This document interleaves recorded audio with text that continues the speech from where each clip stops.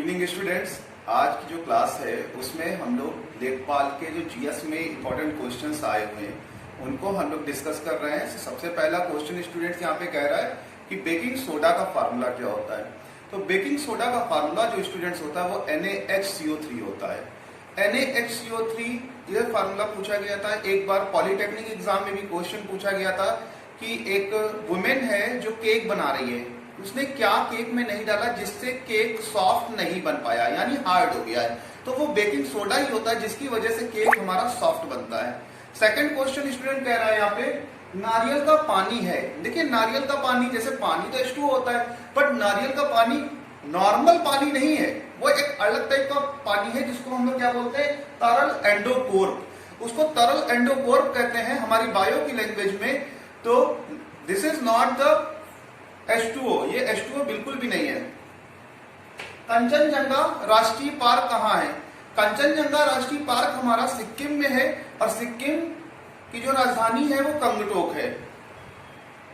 1854 में क्रीमियन युद्ध किसके किसके बीच हुआ था? कई बार स्टूडेंट्स युद्ध के बारे में पूछा जाता है हिस्ट्री में कि भाई ये युद्ध हुआ तो ये किसके किसके बीच हुआ, तो यहां बताना चाहूंगा रूस और तुर्की के बीच में क्रीमियन युद्ध हुआ था। ग्लूकोज एक प्रकार का है। देखिए स्टूडेंट्स, ग्लूकोज और फ्रक्टोज दोनों का फार्मूला होता है C6H12O6, बट ग्लूकोज की टाइप क्या है? तो ग्लूकोज एक प्रकार का हेक्सोस शर्करा, शर्करा मतलब होता है शुगर, एक प्रकार की शुगर है जिसको हम लोग हेक्सोस कहते हैं।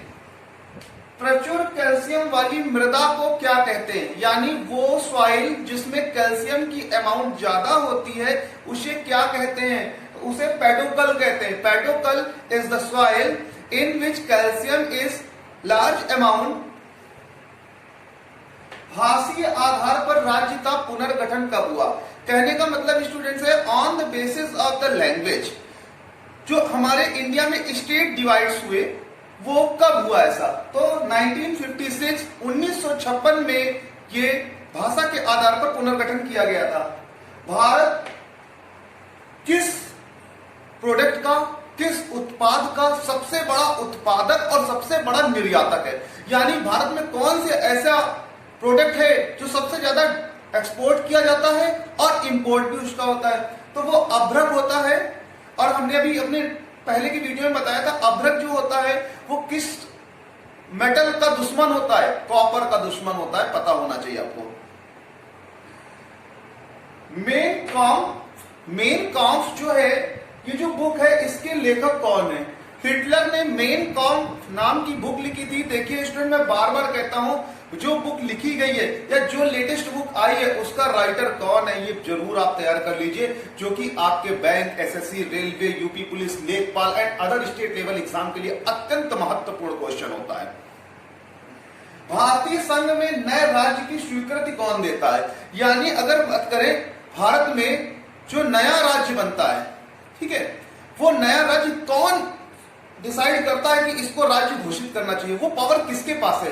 तो वो पावर हम आपको बता दें, वो पावर सिर्फ और सिर्फ हमारे पार्लियामेंट, संसद भवन के पास है, जो डिसाइड करता है कि कौन सा नया राज्य बनेगा। जैसे उत्तर प्रदेश जब डिवाइड हुआ तो झारखंड और छत्तीसगढ़ और उत्तराखंड नाम के 3 नए राज्य बने थे। तो ये किसने डिसाइड किया? ये संसद ने किया, पार्लियामेंट ने डिसाइड किया, जहां पर सारे निर्णय हमारे भारत में जो भी राजनीतिक निर्णय होते हैं, जो राजनीतिक कानून होते हैं वो पास होते हैं। तो ये सारी पावर हमारे पार्लियामेंट के पास है।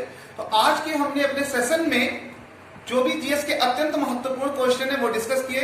स्टूडेंट्स, इसी प्रकार हम अपने जो भी इंपॉर्टेंट क्वेश्चन होंगे वो आपसे जरूर डिस्कस करेंगे, जिससे क्या होगा कि आप जो तैयारी कर रहे हैं उनके लिए कहीं भी रुकावट ना आए, कहीं ना बाधा ना आए और उनका सिलेक्शन होके रहे, क्योंकि आपकी सफलता में ही हमारी सफलता है। आप हमारे चैनल लेट्स क्रैक इट को लाइक करें, शेयर करें, सब्सक्राइब करें। Thank you class.